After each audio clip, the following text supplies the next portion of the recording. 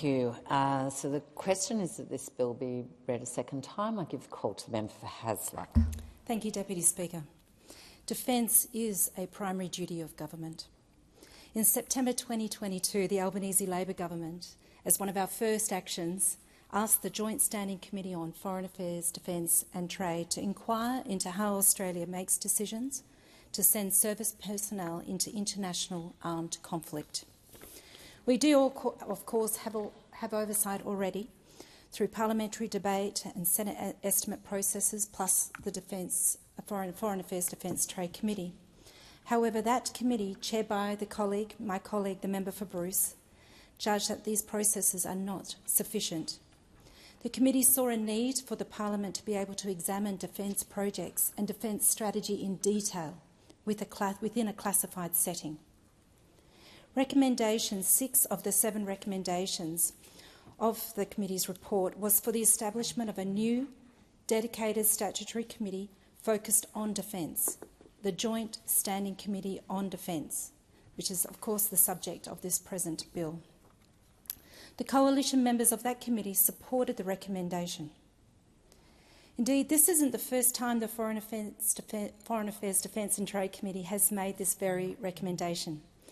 In 2018, when chaired by Liberal Senator Jim Molan, the same recommendation was made.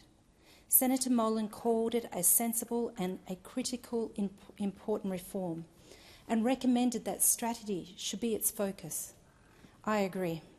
And fortunately, the new committee will indeed have a strategy on which to have its focus, because an overarching defence strategic review was commissioned by the Albanese Labor government as one of its first actions when coming to power. The review by His Excellency Professor the Honourable Stephen Smith and former Chief of Defence Force Sir Angus Houston was released in April 2023. The 2024 National Defence Strategy, based on the review, directs that the Australian Defence Force must adapt to meet contemporary threats, to shift from a balanced force to a focused force, to be more capable, more lethal and more integrated.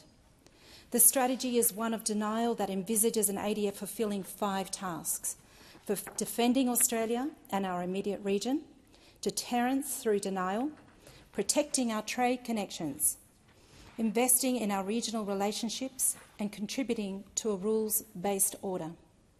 But to quote Jim Molan again, defence is not the province of the military alone. It is a whole-of-nation obligation led by the government. With effective oversight, the Parliament and the nation would not have to rely on leaked, potentially sensitive details to the media. Points of contention could be debated while maintaining the appropriate level of secrecy about sensitive programs. And perhaps, most importantly, such a parliamentary committee could assist in bringing the nation to a realisation of the relative importance of defence and security compared with the other demands on the nation's purse and attention." End quote. Deputy Speaker, I turn to the provisions of this bill and the powers of the proposed Joint Standing Committee on Defence. Clause 110A(bb) sets out the functions of the committee. These express functions go further than those held by the current Committee on Foreign Affairs, Defence and Trade. Subclause E describes as a function to examine and be appraised of war or warlike operations, including ongoing conflicts. Decisions to go to war will not be made by the Parliament or by the committee. The power to commit our ADF to conflict will remain within the power of the government of the day.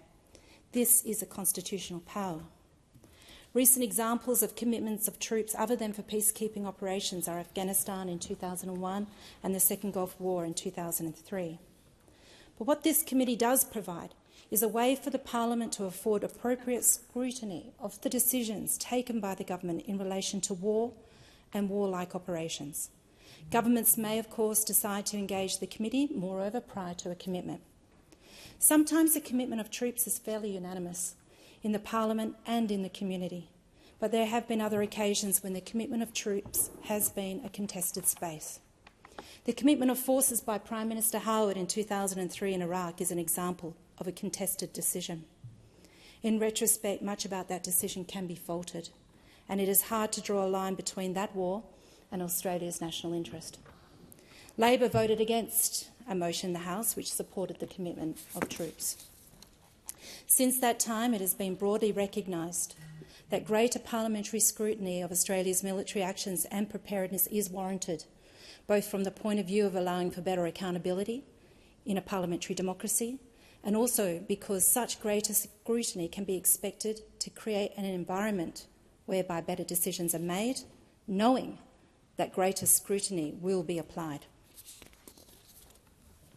The bill provides the proposed committee with a host of other important functions. Examining war under subclause E will be a rare action by the committee. Many members will come and go from the committee without ever having to inquire on that topic. Most of the functions of the Defence Committee relate to defence preparedness. The committee will review defence agencies and their budgets, consider strategy documents and scrutinise capability development and acquisitions.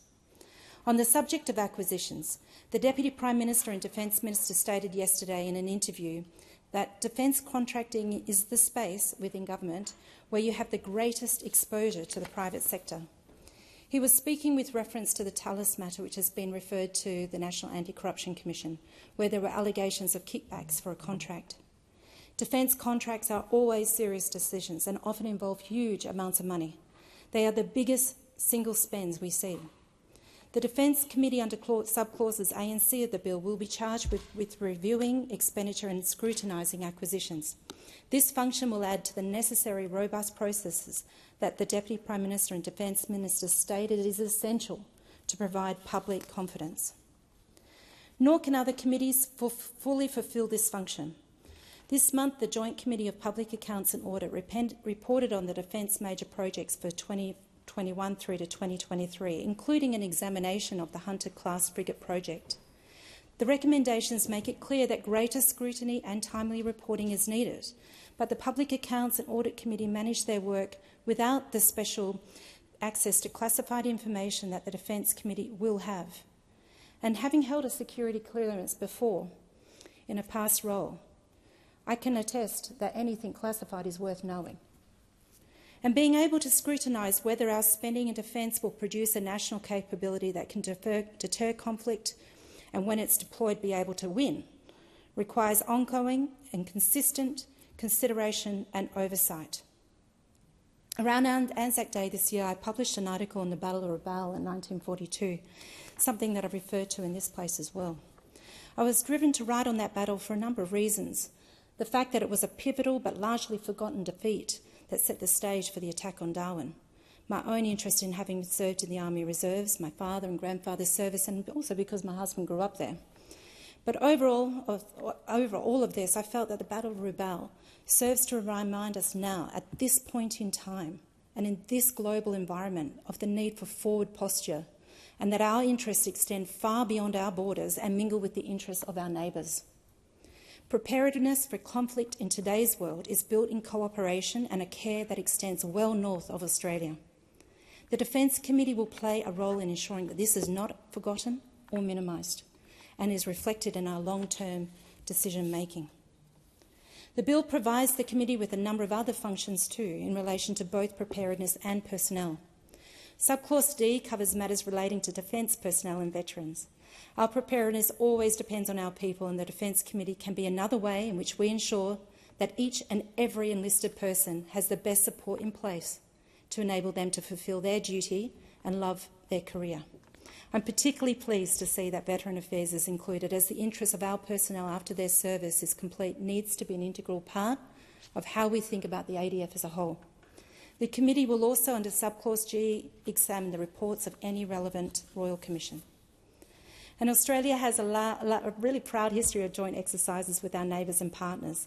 Likewise, we are proud that Australia has been represented in every UN peacekeeping operation since the UN itself was established, and the committee could review these. Members may be surprised to learn that the ADF has over 20 operations and engagements currently deployed around the world. Examples include Operation Aslan, the Australian Defence Force contribution to personnel to the UN mission in South Sudan.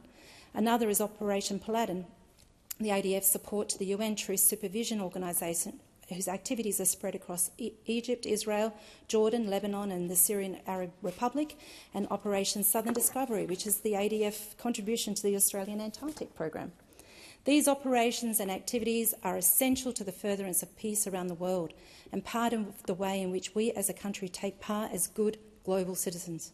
They are also part of the way in which we train and prepare our ADF. The Defence Committee would have a role in reviewing the efficacy of these contributions. Deputy Speaker, this bill should be passed.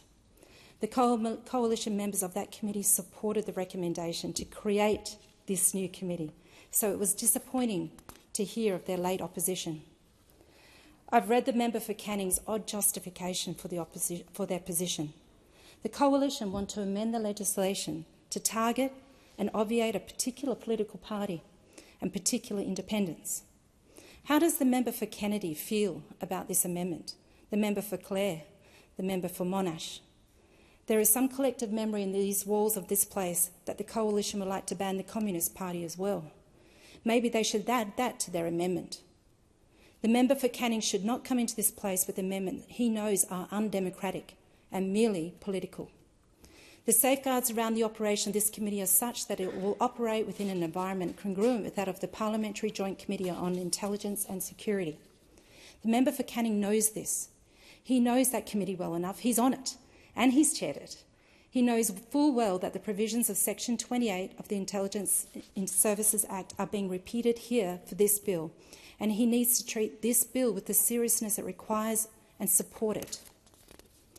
The Coalition spokesperson on defence, the member for Canning, actually understands the importance of the legislation because he actually has spoken in favour of it many times.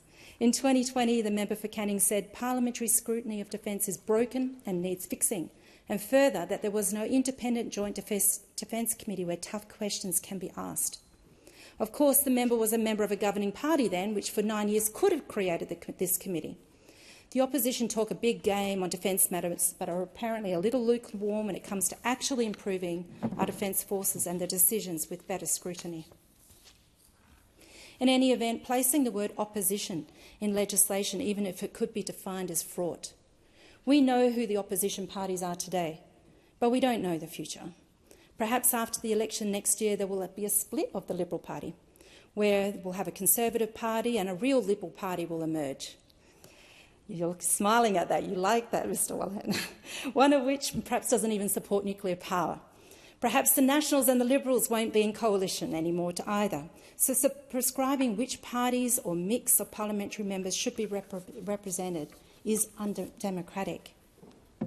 The long-standing composition of the Intelligence and Security Committee has stood the test of time and it works, and the Coalition knows this. The same composition is proposed in this bill for the Defence Committee. Dr Dominique Delapose at ANU stated in 2020 in relation to the composure of the Intelligence and Security Committee that in its formal terms the IS Act sets up a committee that has the potential to be quite independent of government control. Dr Delapose recognised that the way membership was constituted meant that the minor parties were not represented, but also recognised the view that such membership meant that the recommendations of the committee to the executive were more likely, in this case, to be bipartisan and more likely to have the support of the executive. Deputy Speaker, I began my speech with the Defence Strategic Review and the fact that we now need to adapt to meet contemporary threats, which involves shifting from a balanced force to a focused force, more capable, more lethal and more integrated.